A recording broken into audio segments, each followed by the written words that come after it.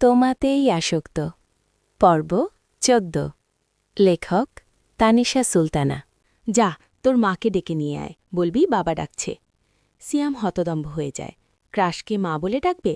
যাকে দেখে হৃদয় ঘণ্টা বেজেছিল, মন বলেছিল জীবনসঙ্গী পেয়ে গিয়েছিস, কলিজা বলেছিল তাকে তোর জন্যেই পাঠানো হয়েছিল, ফুসফুস বলেছিল তোর ভালোবাসার পাখি, নারীভুরি বলেছিল এবার তুই মিঙ্গেল হবি, সেই ক্রাশকে এবার মা ডাকতে হবে? এই অবিচার ধর্মে সইবে? হৃদয়খানা ভেঙে চুরমার হয়ে যাচ্ছে। আবরার কি অন্যায় কথা বলেনি? অবশ্যই বলেছে, ঘোর অন্যায়মূলক কথা বলেছে, চরম লেভেলের অন্যায়। কিন্তু এটা কে বলবে গোমরামুখ ভয়ঙ্কর আবরারকে? কার বুকের পাটা আছে আবরার তাসনিনের গলায় আঙুল দিয়ে বোঝানোর, তুই অন্যায়কারী, তুই অপরাধী, তোর ক্ষমা নাই? যেই বলতে যাবে তাকেই চোখের দৃষ্টি দিয়ে জ্বালিয়ে দিবে বা আমানির মতো মুখখানা ভেঙে দিবে। শুকনো ঝোঁক গিলে সিয়াম অসহায় দৃষ্টিতে তাকায় আবরারের পানে। কি সুন্দর দেখতে, ঠিক রাজপুত্রের মতো, কিন্তু মনখানা নির্দয় পাষাণ। এই মুহূর্তে নির্দয় পাষাণ পুরুষ ব্যস্ত ভঙ্গিমায় ল্যাপটপের কিবোর্ডে আঙুল চালাচ্ছে।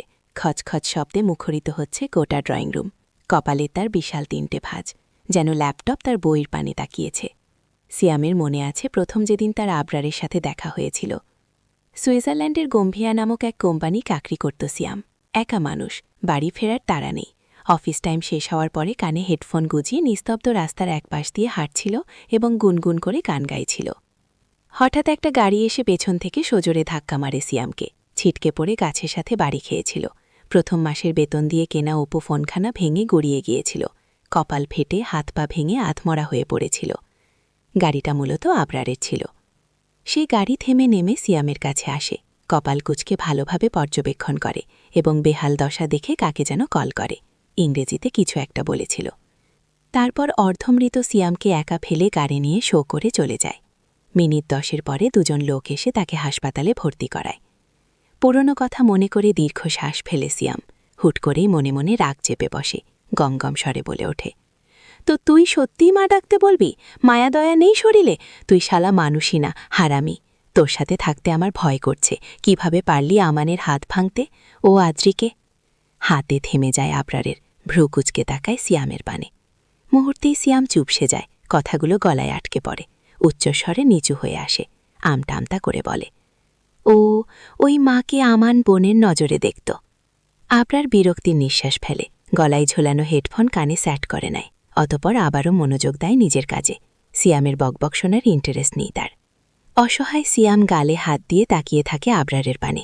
এই মুহূর্তে আদ্রিতার মতো তারও একখানা কবিতা মাথায় আসছে। দেখতে মানুষ, কিন্তু স্বভাব বাঘের মতো। তাকে দেখে মুতে দেয় মাইয়া বলা কত শত। ভালোবাসায় কাঁচা সে খায় বারবার ডাব্বা। সে আর কেউ নয় আমার আবরার আব্বা। কবিতাখানা বিড়বিড় করে আওড়ায় সিয়াম। আজ বিন্দু পরিমাণ সাহস থাকলে উচ্চস্বরে বুক ফুলিয়ে কবিতা বলত। আফসোস সাহস নেই। সিয়াম হতাশার নিঃশ্বাস ফেলে চলে যায় কিচেনে। ভীষণ খিদে পেয়েছে, এই মুহূর্তে খাবার প্রয়োজন। আতিয়া বেগম অনেক কিছু রান্না করে রেখে গেছে। সিয়াম সব একাই সাবার করে ফেলবে আজকে। আহ হা হা, কি শান্তি। আতিয়া বেগম অহনার ফোনখানা দিয়ে গিয়েছে আদ্রিতাকে। এই বাড়িতে একটাই টিভি আছে, সেটা ড্রয়িং রুমে। একা একা সময় কাটবে না, তাই ফোন দিয়ে যাওয়া। আদ্রিতার খুশি আর দেখে কে। কক্ষের দরজা আটকে বেশ অনেকক্ষণ কথা বলেছে আসিফ আদনানের সাথে। কালকেই সে সুইজারল্যান্ড আসছে। তারপর আদ্রিতাকে নিয়ে ঘুরবে গোটা শহর, অনেক কিছু দেখাবে। অতপর বাংলাদেশে পা রেখেই আদ্রিতার মায়ের কাছে বিয়ের প্রপোজাল দেবে। রাজি হলে হলো, না হলে দুজন মিলে পালাবে। এমনটাই সলা পরামর্শ করেছে। আসিফ কল কাটতেই আদ্রিতার খায় করতে শুরু করে। বিশাল এই বাড়িখানায় একা একা থাকা যায়? আদ্রিতার মতো পুঁটি মাছ থাকতে পারবে? এটা সম্ভব? কখন না জানি ভূত এসে গিলে খেয়ে ফেলে। তার উপর আদ্রিতার কক্ষের পেছনেই রয়েছে বিশাল পাহাড়। সেই পাহাড় থেকে যদি কিছু একটা চলে আসে। একা কক্ষে বড্ড ভয় করছে তার। অ্যানি শান্তিতে ঘুমোচ্ছে কম্বল মুড়ি দিয়ে। ভয়ার্তক আদ্রিতা অ্যানিকে কোলে তুলে নেয়। ব্যালকনির দিকে এক পলক তাকিয়ে শুকনো ঠোক গিলে। আশ্চর্য, আসিফের সাথে যখন কথা বলছিল তখন কেন ভয় করল না? আর এখনই বা কেন করছে? ভয়েরও কোনো কাণ্ডবিজ্ঞান নেই। ধুর। বিরক্ত আদ্রিতা ফোন এবং অ্যানিকে নিয়ে কক্ষ ত্যাগ করে। ড্রয়িং রুমে আলো জ্বলছে, দিনের মতোই চকচকে। সোফাখানাও বেশ চওড়া। আদ্রিতা অ্যানিকে বুকের মধ্যে জাপটে জড়িয়ে ধরে সোফায় গায়ে লিয়ে দেয়। কুশন বালিশ হিসেবে মাথায় দেয়। বাহ, হা, এখন আর ভয় করছে না, শান্তিতে ঘুমোতে পারবে। মৃদু হাসে আদ্রিতা, বিড়বিড় করে বলে, আসিফ আদনান স্বপ্নে এসে আমায় চুমু খেয়ে যান, শক্ত চুমু, যে চুমুতে আমি কপোকাত হয়ে যাব। ভোর হওয়ার আগেই আবরারের ঘুম ছুটে যায়, এটা বরাবরের স্বভাব, আজকেও তার ব্যতিক্রম নয়।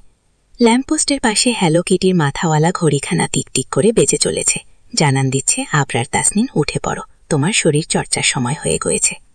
চোখ বন্ধ করেই সাদা কম্বলের তলা থেকে হাত বের করে, ঘড়ির মাথায় থাকা বাটন চেপে সেটা বন্ধ করে। অতপর চোখ খুলে আর মোড়া ভেঙে উঠে বসে।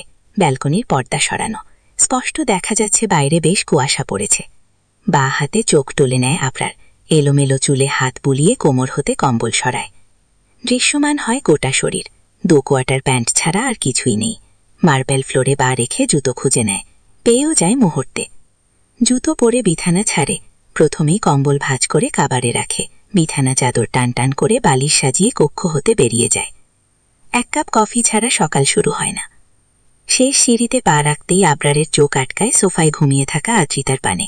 লম্বা চুলগুলো ফ্লোরে বিছিয়ে আসে, সাদা রঙের টপসখানা ওপরে উঠে গিয়েছে। স্কার্টের অবস্থাও শোচনীয়, হাঁটুর ওপরে চলে এসেছে, ওড়না ফ্লোরে গড়াগড়ি খাচ্ছে। অ্যানি ওড়নার মধ্যে ঘুমিয়ে আছে। বিরক্তির নিঃশ্বাস ফেলে আবরার, ঘাড় বাঁকিয়ে তাকায় সিয়ামের পানে, যে কোনো মুহূর্তেই বেরিয়ে আসবে এই ডিয়ারটা। দাড়ি ভর্তি গালে হাত বুলিয়ে এগিয়ে আসে আবরার, আদ্রিতার উদরে অবস্থিত মধ্যবিন্দুর পানে নজর পড়তেই পুরুষালী চিত্ত লাফিয়ে ওঠে, কাটা দিয়ে ওঠে শরীরে। কঠিন কিছু গালি আওড়ে নজর ফিরিয়ে নেওয়ার চেষ্টা করে, কিন্তু বেহায়া চোখ দুটো সরতে নারাজ। অগত্যা বসে পড়ে ফ্লোরে, নজর পড়ে ফোনের পানে। সেটা হাতে তুলে কল করে সিয়ামের নাম্বারে। বেশ সময় লাগে রিসিভ হতে। হ্যালো বলার আগেই আবরার বলে ওঠে, 10টার আগে রুম থেকে বের হবি না।